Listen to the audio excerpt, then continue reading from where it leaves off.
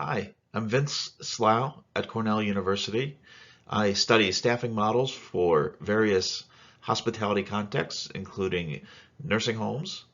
Recently, a nursing home consultant suggested that I develop a model to help explain the decision to overstaff to mitigate absences that a facility might face. In this video, I'm sharing an Excel model that I've created for public distribution. It takes some simple inputs and develops some simple outputs to help recommend how many extra workers a facility should add for a shift to account for random absences. Here is the simple model that I created. It's available to download by following the link below the video. The question that we want to answer is how many extra workers should we try to schedule for a shift to account for a random number of absences? There are 5 inputs and 1 main output. The rest of this workbook, which is just one sheet, explains some of the probabilities and explains why that answer is the optimal answer. We can think about the question we're trying to ask as, let's say we have 24 workers, 24 positions that we need to fill in our facility each shift. Say these are 24 CNA positions that we need to fill in our nursing home. Ideally, we would have some sort of phone chain and available workers who at the last minute could change around their schedules to come in and fill open shifts. But that's not always the case, and this model deals with a situation where we want to schedule people in advance to make them we want to overstaff to account for this possibility that some of our workers are going to cancel at the last minute. You might be familiar with a more negative form of accounting for absences, or at least perceived to be negative, the overbooking in airlines where you sell extra seats counting on people to be absent.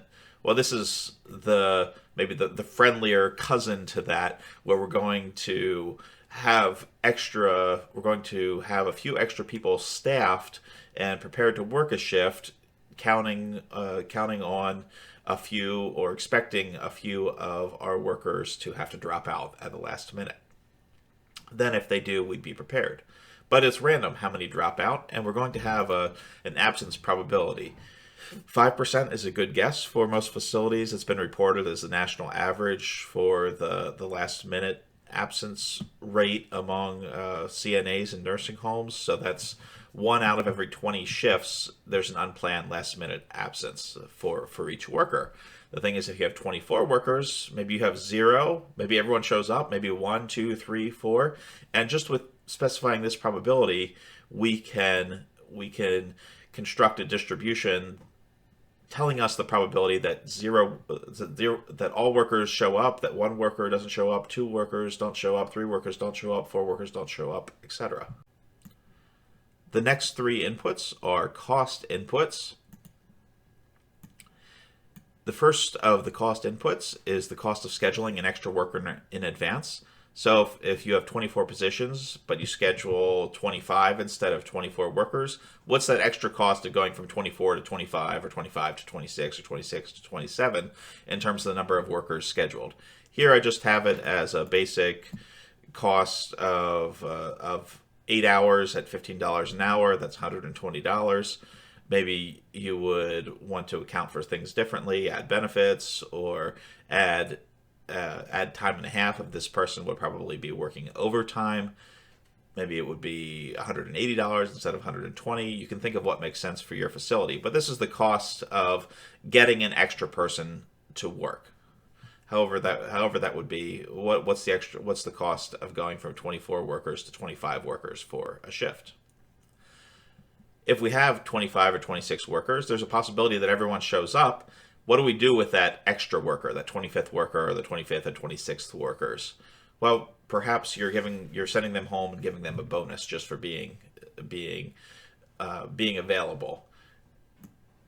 You could set this to 0 if canceling a shift has no cost, but I've seen in facilities where canceling someone's shift or not bringing them in if they're on call for coming in, you would want to compensate them in some way for changing their schedules around. So I just have $20 as a reasonable number here. You can think what makes sense for your facility. And finally, what's the cost of replacing an absence at the last minute? This is the worst case scenario where you need to fill a position and you're short. Do you go to an agency that maybe charges roughly twice the rate of what it would cost to hire someone internally? Maybe that's one and a half times. Again, think of what makes sense for your facility. Here I just have, it's twice as expensive to have someone come in from the outside at the last minute as to hire someone internally in advance. We're going to go through a bunch of calculations, but ultimately this model is going to tell you the optimal number to overstaff. So here the optimal number to overstaff is 2. What that says is if we have 24 CNA positions, and if I haven't mentioned it, all these positions are roughly interchangeable or similar positions. So you would want to run this model specific to CNAs or specific to nurses. This tells you instead of just having scheduling for 24 positions, the optimal strategy is to schedule for 26. Why is 2 the optimal number to overstaff, or 26 the optimal number to schedule instead of 24? This graph to the right helps us understand what's going on. Down here, these are the different options for overstaffing level. So 0 is scheduling 24, 1 is scheduling 25, 2 is scheduling 26, 3 is scheduling 27, etc. If we overstaff by 0, this would be just hoping everyone shows up and not really having a plan. And if we have a shortage, we'd go to the expensive option of bringing in agency staff.